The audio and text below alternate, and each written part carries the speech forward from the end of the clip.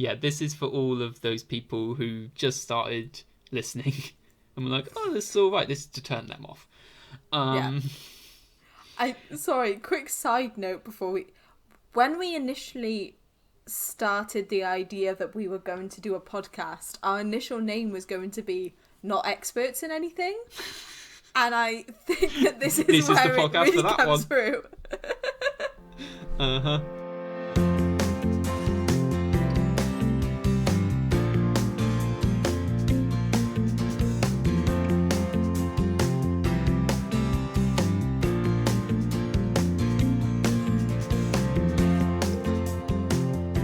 Hello and welcome to Nostalgia's Perspective, a podcast where two friends talk about the media which has influenced us. I'm Jay. I'm Georgia, and this week we're discussing Sigh No More by Mumford Sons. Yep. Jay's pick! Yes, it was. We've been trying to do this introduction for quite a while now. Yeah, a few times through. So Jay, can you finally tell us, why did you pick this album? So this was an album I first listened to when I was like 15-ish, and up until that point I never really had much of a active interest in music, I guess you could put it that way. Like, there was nothing that had ever really hit me. Partly also, it coincided with when I was 14 was when I got something of a social life, and so this was probably, I think, the first album that I discovered kind of on my own. I say kind of on my own because it's not that there aren't singles from this album that were on the radio, but that I chose myself and listened to, and that was entirely mine in a way. Like, hadn't come from anyone else influencing me to like it. It's just something that I picked up for me. And yeah, when I listen to it and when I think about it, it takes me back to that time when I was 15 and going and on the train to the beach with my friends and that. So yeah, that's why I picked it. Oh, that's cute. I wouldn't have thought of this as like, I don't know why. I'm just looking, yeah, it was recorded 2008 to 2009.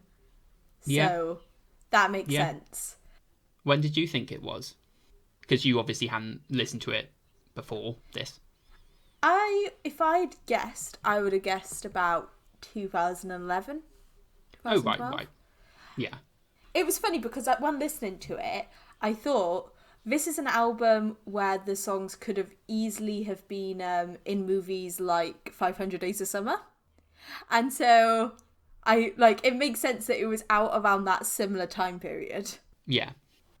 So yeah, I listened for it, and there was a couple of songs that I didn't know I knew, but I knew, such as Little Iron Man. Yeah. And a couple that I was just like, I wouldn't have been able to pinpoint them, but I recognised them. Like, somewhere stored in my memory, they were like, they had been in the background. Yeah, The Cave would have been the other one. I would have. Yeah. Was another single from the album. And overall, I listened to it a couple of times while writing.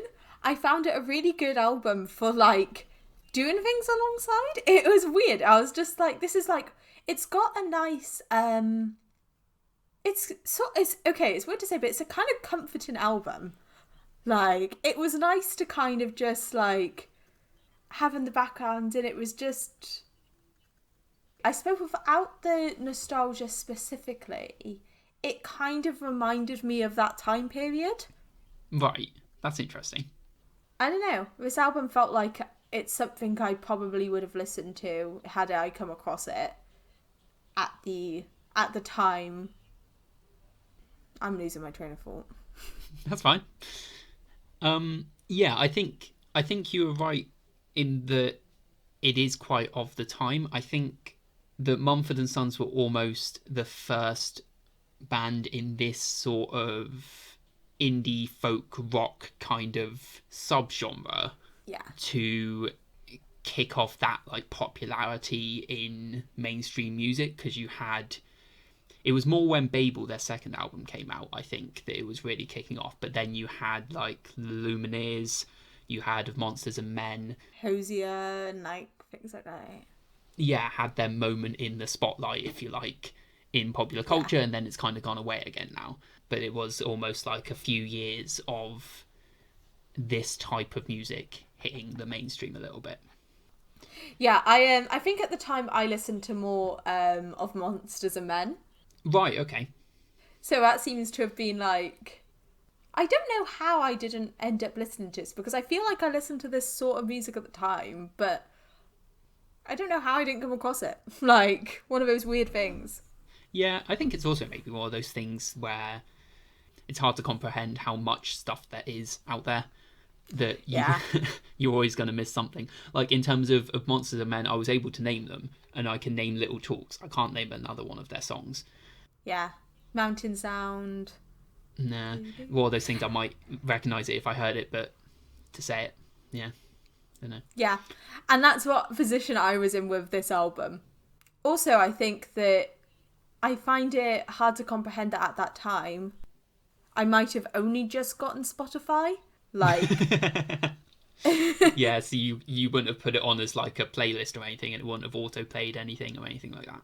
Yeah, and do you remember how, like, Spotify, before, like, I swear before maybe 2014, everybody just had free Spotify. Like, nobody paid for Spotify. Which so it would do that awful thing. Shuffled everything, put ads in between. God, it was a nightmare. Yeah, I just never really used Spotify. What did you use then? Because I used YouTube, because at the time you could close the YouTube app and it would still play the audio. Well, now they won't let you do that. They realised they could make that its own separate thing that they could charge for. Yeah. Yeah, no, I've always been kind of old-fashioned in the way I listen to music, in that, I mean, partly it comes from the fact that I don't listen to music a lot generally, but the one place I do listen to music is the car. And so I get CDs and I listen to those CDs as albums, and I'll listen to them all the way through, and then they'll loop back round and I'll listen to them again, which I personally still think is the best way to listen to music, is to listen to an album.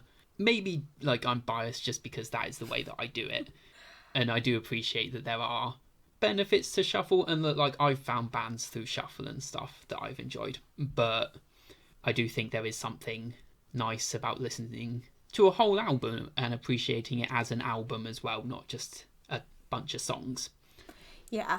I didn't have a CD player in my car for 3 years, and I just got a car with a CD player, and I've got to admit, like, putting all my old CDs back in the car, there have been some albums that I haven't listened to all the way through, that I've just, like, picked the odd couple of songs, listened to them, and I've really been appreciating full albums at the moment.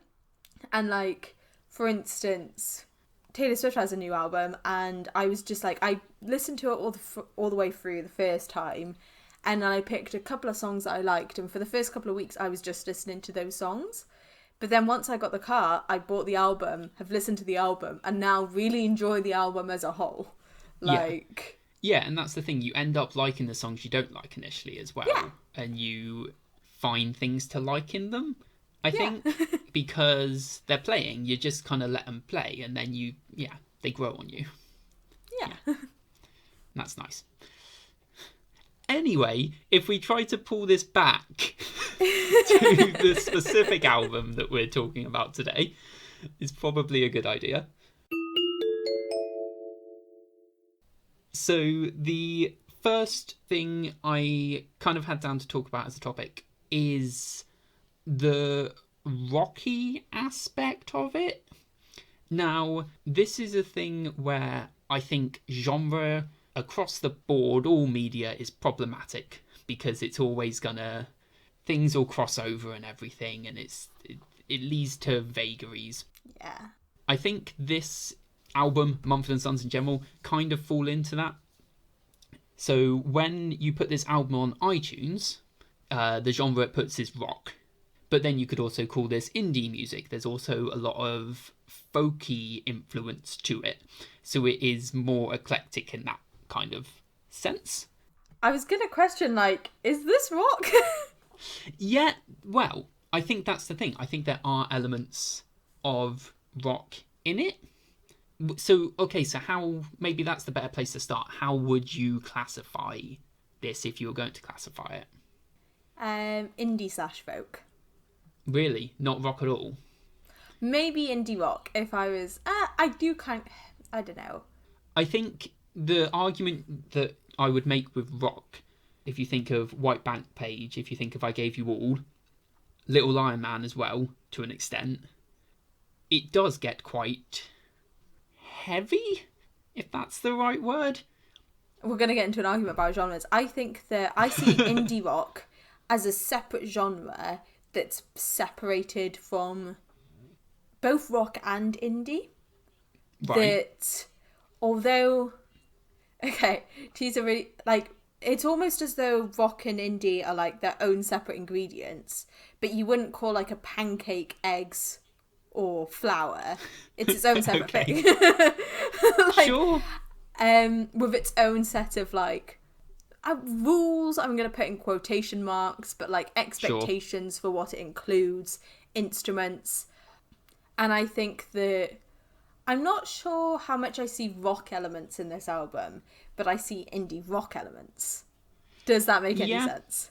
Yeah, that makes sense. That makes sense. Because I think ultimately it is indie rock. Like, indie folk rock is where it would fall in that. Which is what I was trying to get at with saying that genre is... Yeah, stupid. Yeah, essentially. But the reason I put that down as a topic to talk about for this album is I think whether you want to call it rock or indie rock or whatever, that is one of the things I like about this music or about this genre, and I think it has it in common with rock. Yeah. That... Okay. Before I get into trying to articulate that, because I'm failing at the moment, what is your... So you listen to, like, of Monsters and Men, that sort of thing.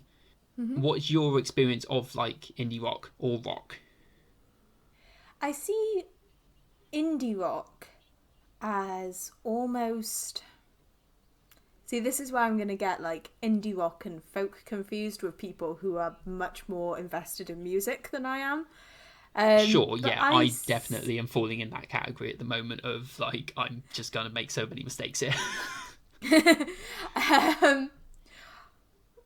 I see indie rock kind of has that feeling of old pulled into the modern that I quite like about it.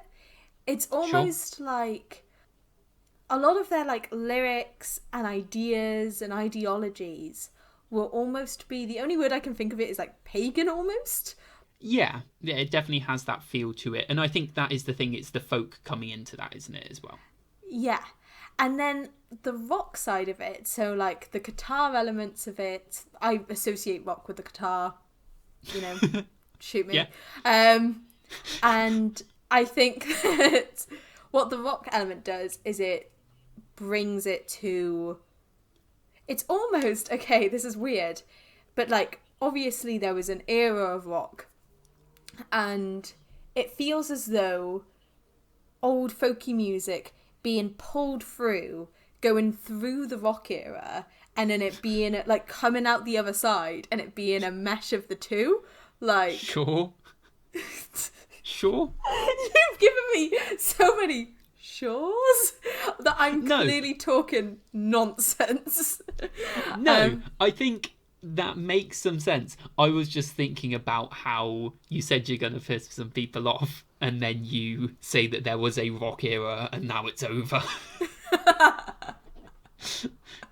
But I know what you mean.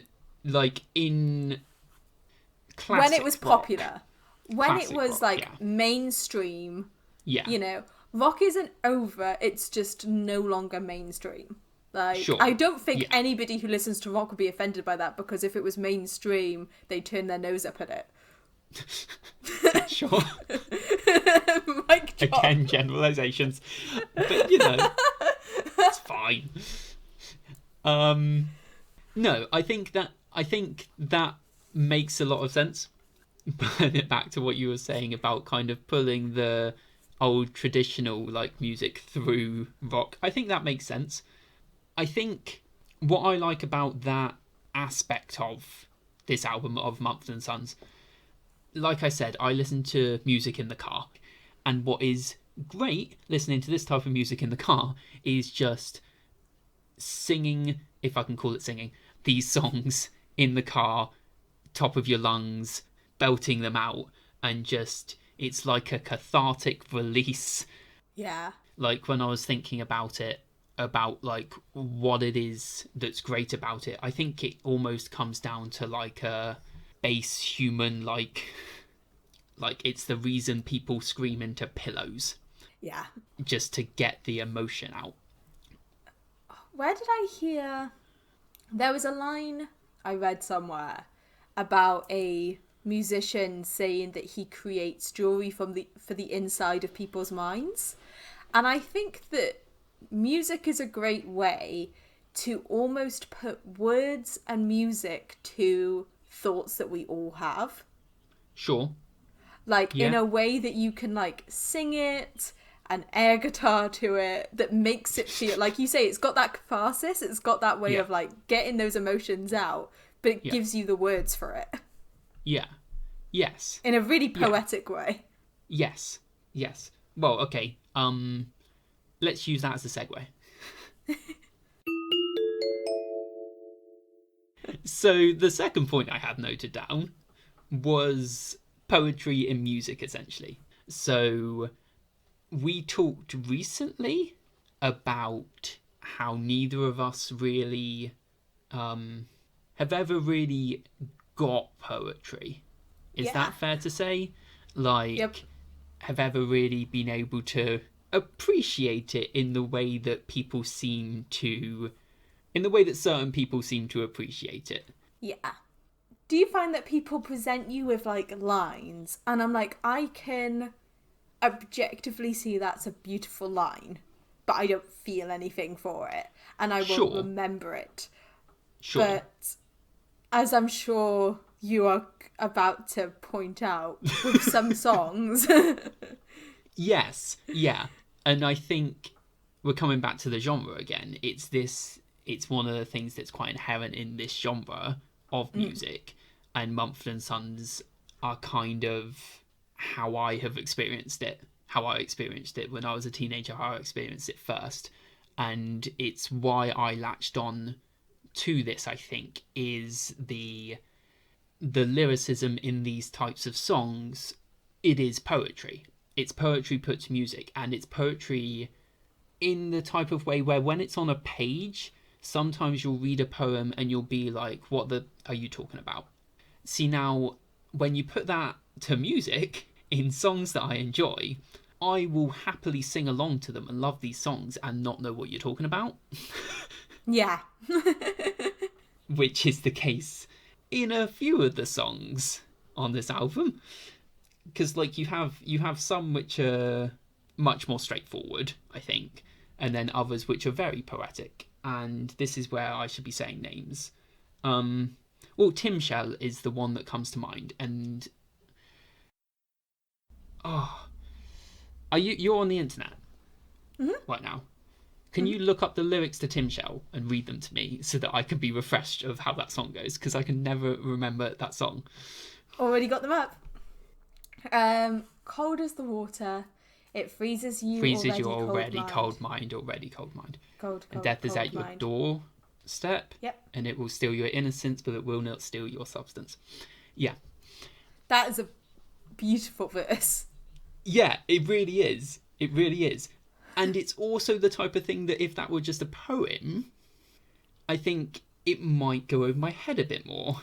Yeah. But you put it to music and you have Marcus Mumford sing it with his voice as it is, and you then feel it.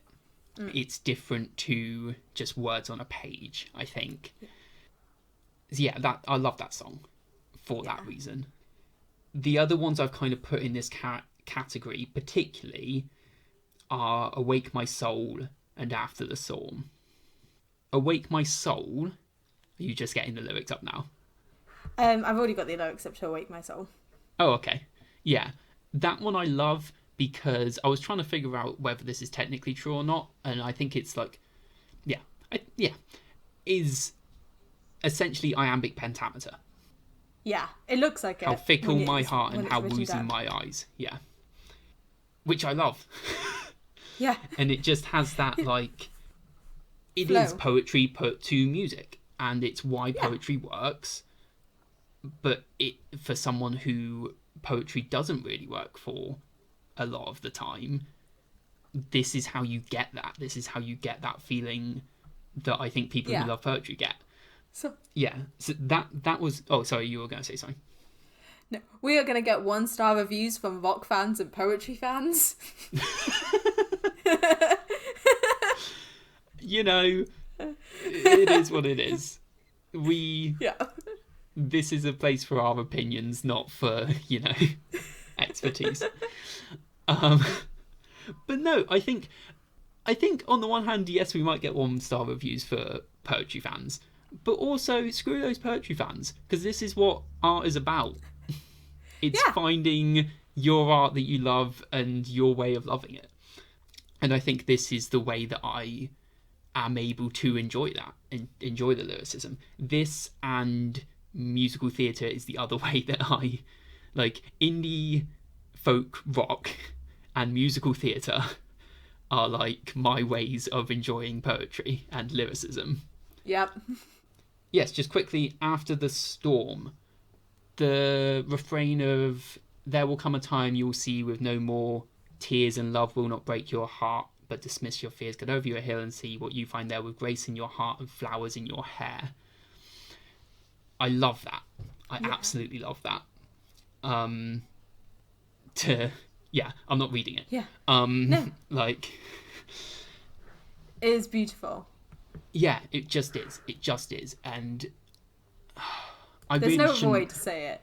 Yeah, exactly. I really shouldn't have a podcast because I can't explain this stuff. And it's really annoying that I can't explain this stuff. But it is just beautiful. It just is. I really like the song the album was named after. My favourite bit was love that will not betray you, dismay or enslave you. It will set you free. Be more like the man you were made to be. There is a design, an alignment to cry, of my heart to see, the beauty of love as it was made to be. I really love that. Yeah. Yeah. Just beautiful. Just beautiful. It's weird. Why don't metaphors and vague concepts work for me in poetry, but it works for me in songs like this? Yeah, do you know, this is going to touch on this is going to be kind of a random thing to touch on maybe, but also not, because I think it comes up a lot in this type of music. Religious texts are the other place. I'm not religious, but that is the other place where it can affect me. And this type of lyricism kind of evokes the same feeling in me that like a good Bible verse does. In a weird way. And like I said, it's weird because I'm not religious, but there's something about the language. There's something about the way the language invokes emotion, but also what's the term I'm thinking of? Like not like constructs, but concept, like greater concept, like universal concepts. Ideologies? Not quite. Things that are bigger than us, things that are innately part of the human experience and part of... I don't know. I need your help. I know exactly what you're trying to say. I just have no idea how I describe it. We are podcasters. Yes. We are both podcasters and writers, and yet here we are struggling to put our feelings to words painfully. Yes. But no, I think we will trust our listeners to understand what we mean. We've all felt that concept of things being bigger than us. Like, Yes, and just expressing that so beautifully through the lyricism. Yeah, sorry, yes. that was a bit of a tangent, but yeah, that is something that definitely in this album I think particularly, in Babel as well, and then it kind of goes away in the later albums. I would say if you enjoyed this album, listen to Babel, because Babel is great as well. My first stop is, at the moment, I am in lockdown. I'm in Wales and I'm in lockdown, so all the shops are shut. But the shops should be open in a couple of days. And so I think I'm going to get this as a CD and try listening to it in the car. Yeah. That's a good call as well, because I was going to say, After the Storm is the last song on the album, Sigh No More is the first, and it's a lovely loop round. Which I think is another thing I kind of touched on a little bit earlier, but another thing to say about, again, both this album and Babel, but this album particularly is structured very nicely. Yeah. And I think I love it when an album is structured well. I can't remember. I can't remember if we talked about this with 1989. But I don't think we did. No, I hate when albums don't matter if you put them on shuffle. Yeah. I feel like you're wasting something there. I think a good album should go on a journey, should be a story, even if it's not like an explicit story. It should flow into each other. It should have high points and low points, and it should... Like this album. Okay, so do you have a song list for this album? Because I don't in front of me. I do. Sigh No More, The Cave, Winter Winds, Roll Away Your Stone, White Blank Page, I Gave You All, Little Lion Man, Tim Shell, Thistle and Weeds, Awake My Soul, Dust Bowl Dance, After the Storm. And then Hold On to What You Believe. Oh, I don't know that song. I've never heard that song. It's a bonus track, apparently. Oh, I do not have the deluxe version of this album, which typically, okay, so however long we are into this podcast, last week we talked about the deluxe album and I said you got to listen to the deluxe album. And I don't know the deluxe album of this album, apparently. Although, was it on Spotify then? That last song? It was. I listened to it. Oh. I listened to it on Apple Music. Oh, okay. Other music streaming services are available. Anyway, we were talking about the... Yes, I'm going to ignore that song because that is not a song I listened to when I was 15. And I think that's fair to ignore it then. Okay. Yeah, I think when you look at that structure, I would say it starts off slow, builds with The Cave is still kind of slow, but like builds up a little bit. Winter Winds is just a nice fun one. And then from Roll Away Your Stone up to Little Lion Man, you go into the rockier songs. Yeah. You have a brief thing there of like Roll Away Your Stone starts slower, and just to bring the poetry back a little bit as well. Stars Hide Your Fires, These Here Are My Desires is Shakespeare that he just threw in there in Roll Away Your Stone, which I love. Yeah, for the heck of it. Yeah, God, that is fun to sing. Just belting out Shakespeare. But, so then you have those kind of four. It's like you hit like the peak of the album, if you like, in terms of energy. Then you come right down into Tim Shell and you're back to the lyricism again. Thistle and Weeds kind of picks you back up. And then from Thistle and Weeds it goes Awake My Soul, Dust Bowl Dance, After the Storm, yeah? Have I missed anything there? Mm-hmm. Nope. No, they're just those two. Yeah, Dust Bowl Dance kind of sits in a weird place in there, I think. But, I think that albums have always got to do a good job of kind of like both having a structure and a flow, and then also not making it so at the end of the album you're going, okay, these are the boring ones. Skip. Do you know what I mean? Yeah. They've got to ebb and flow while heading in a direction. Yeah, I think you could argue in a way as well that Dust Bowl Dance and The Cave are your storytelling ones, if you like, and they almost bookend the album. Yeah. Which is nice as well. Yeah, that is another thing I love about this album, and why I would say you should listen to albums as albums, and that a good album is an album, not just a collection of songs. The album that, sorry, sidetrack again. This whole episode is just sidetracks, I think, which is fine. But if you don't like it, go make your own podcast. Yeah, God knows everyone else has.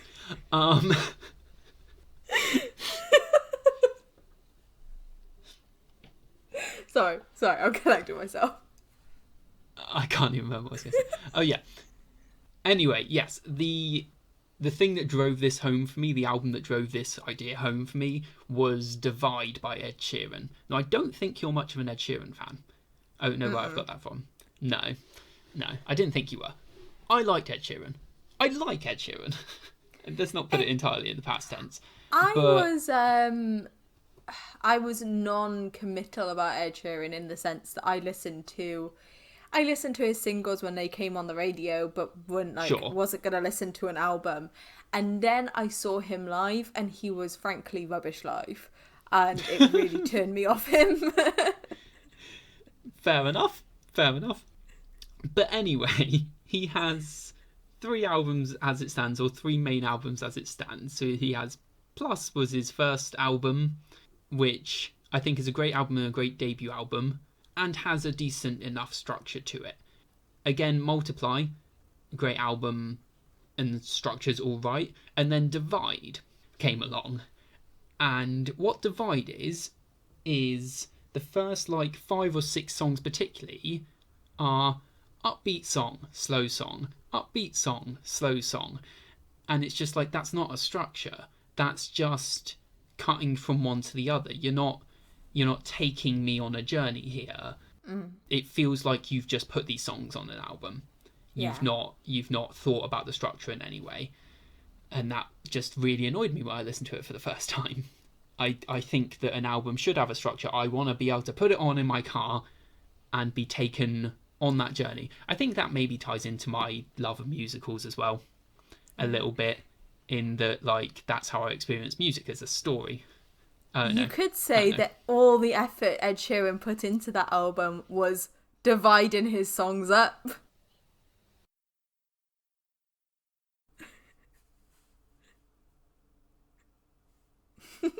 I'm just going to keep that whole pause in, I think.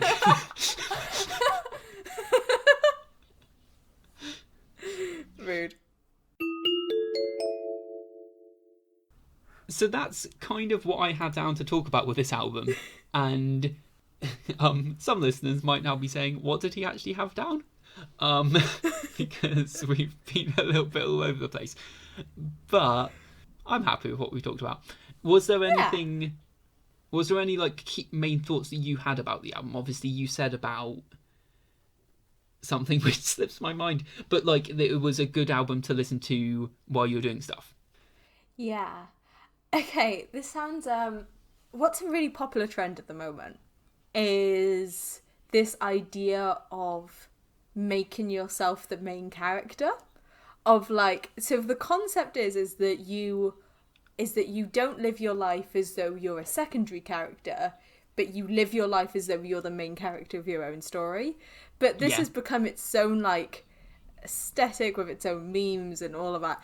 And this album made me feel like I was the main character in a movie that would have come out in 2010. And I actually really liked it. I feel as though I'd really enjoy listening to it into the car, and I think I'd enjoy listening to it in a place that wasn't the city. But though I haven't left the city, might it be noted, since March, it's now November. But I used to really enjoy driving in the countryside, and this, I think, would be a really good album to listen to while driving in the countryside. Oh yeah, and to belt out. Yeah, to belt out. You can't really belt it out when you're just listening to it on your AirPods in your tiny studio flat. I mean, you could, there's no one stopping you, but it would also feel very awkward. And your partner's working on the other side of the room and can listen to everything. Probably best not. Best not. And it's not the same anyway. No, it isn't. Oh, I really hope that whoever's listening to this, whenever you're listening to it, this episode will come out months in advance. At the moment, we are at a strange period of time where we have no idea. What's the date today? It's like the 10th of November November? 7th. November 7th. We have no idea who's won the US election. That nightmare is going on. The coronavirus mess is going on. I hope that as you're listening to it, you're going, oh, weren't they cute times? I hope that we've moved on. Yeah, I think you're wishful thinking a little bit. It's only going to be February when this comes out. It'll be over by February. There will be a whole bunch of new things. Hopefully, at least bloody Nevada will have decided whether it's for Biden or Trump. I mean, they've already decided. We just don't know for sure yet. Yeah, that's true. Oh, God. I can Anyway. remember... Go on. I was just going to say another tangent. Shall we get into... Okay, so we normally, at the end of the podcast, because I assume we're at the end at this point? Yeah. Sorry for the rambly nature of this podcast, guys. But we will stick to the vague structure that we do for every podcast. So we'll do how does it hold up, and then we'll do a rating. So in terms of how does it hold up, I still think this is a great album. And I think you'd maybe not say great album. I don't know how you'd hold it in terms of like well, we'll find out with your rating, I guess. I'd rate it. I'd say it was a good album. I mean, it's similar to what we were talking about with 500 Days of Summer. It has that disadvantage of if you don't listen into it in the time period it comes out, then you've heard a lot of similar albums. Sure, yeah, that makes sense.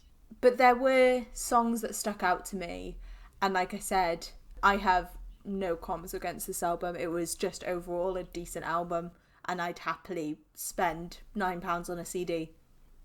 Yeah, I think this is probably, of the things we've talked about so far, this is the third thing of my choosing that we've talked about so far. And I think this is the one where nostalgia plays the biggest part in my enjoyment of it now, if that makes sense. I think the other ones I do view differently now. Yeah. Whereas this album, I still enjoy it. Maybe not quite as much, but I still enjoy it a good deal. And that enjoyment is increased by the feeling of nostalgia, by thinking back to sitting on the train with my headphones in, going to the beach with my friends. Yeah. And to that time in my life before so much. I think that music has a real way, like more than any other medium, of transporting you back to an era. Like, when we were listening to 1989 for last week, well, no, not last week, but last episode, I was really transported back to a specific, time period in my life. I don't know why. I think that because with TV shows and movies and books, they all have their narrative. So you see the characters and the plots as separate to you, and you can look at them objectively. But I think with music, it becomes so personal to you. Like when you are singing in the car, you and me will experience a song very differently. I will listen to a song and I will think that these lyrics apply to this person in my life or something that I'm going through, and you'll do the same. And therefore, when you listen to it years later, you're pulled back to those thoughts and feelings that are very personal to you rather than just looking at plots. Yeah, I definitely agree with that. I think there's also a sense of, for most people, the way that most people experience books or films or anything, if you're reading a book, you're looking at words on a page and then you're taking them in. If you're watching a film, you're looking at things play out in a screen, in the context of where you are and who you're with. And when you reread it and rewatch it, you're in a new place looking at words on the screen, or looking at words on a page rather, or or watching a different screen in a different moment in a different place. I think with music, you can close your eyes and the music is all there is. Yeah. And so you can experience just the music in a way that you can't experience any other medium. I agree with that.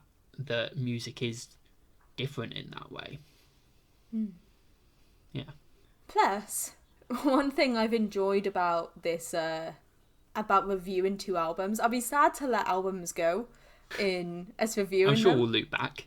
We'll loop back, but I'm going to miss it because we've had 2 where there's been no disclaimers in terms of like, I find that generally with movies and TV shows and books more so than music, they somehow capture periods of times and things that were politically incorrect, and Sure. like storylines that will grow old or characters that will feel like stereotypes, things like that. But music, because it's poetry and because it's not usually specifically attached to anything, well, this is where you get into diciness about like artists, because you can say like, oh, listening to a certain artist isn't particularly good. But I like that music can just be its own thing. Yeah. I think you can also say that I think it does come down slightly to who we've picked, what we've picked as well. I think that both of these albums, Sigh No More more so, I think, it's not in a specific time.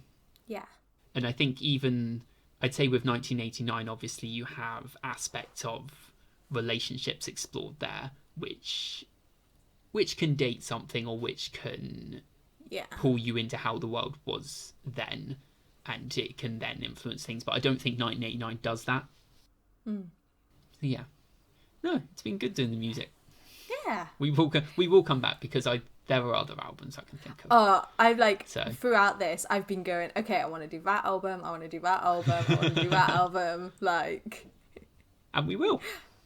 I mean, the thing is that for the benefit of the potential listener, I will explain that there was a period of time in which Jay spent a lot of time in my car listening to my albums. So chances are... I think we may have mentioned that last week as well. So any album that I bring up, you probably will have listened to, while any album that you bring up, I probably have not listened to.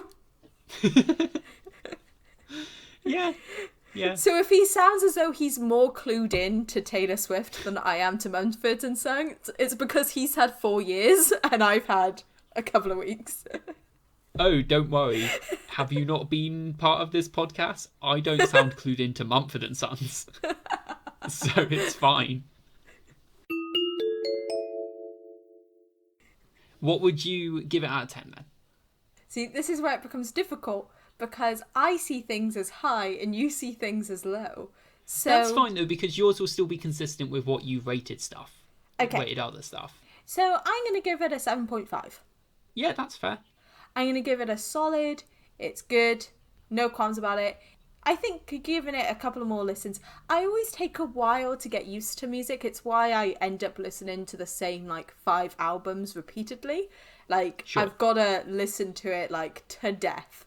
So I think a couple more listens and it could be boosted up. But for the first time listenings that I've done, good, solid album. Yeah. Nice. Yeah. I'd give it a 9. Nice. Yeah. I always struggle to pick between this and Babel to which one I prefer. I chose to do this one because it's the debut one. And I think it the structure of the album is slightly better as well. And so yeah. There's got to be a point where one of us is nostalgic for something that the other one hates. Yeah. And gives a very low rating for. I mean, I can't remember what's been your least favourite thing that I've introduced so far? I think my least favourite thing so far is Spirited Away. It just didn't connect with me as much. Yeah. Were we doing ratings then?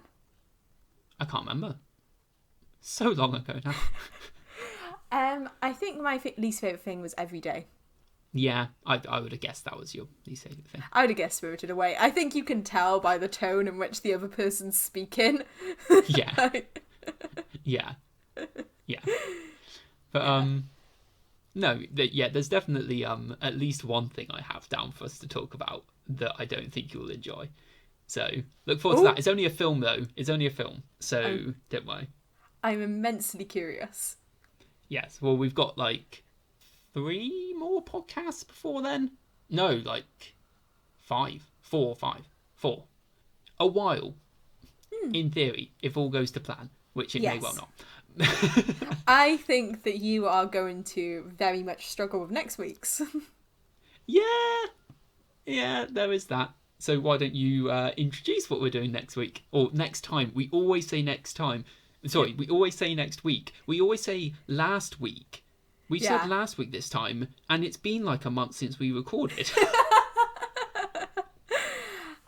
So next time we will be doing it's TV shows next. So we'll be doing H2O Just Add Water, my old beloved TV show that I have not watched in years, and it's going to make me cringe so much, but I used to love it.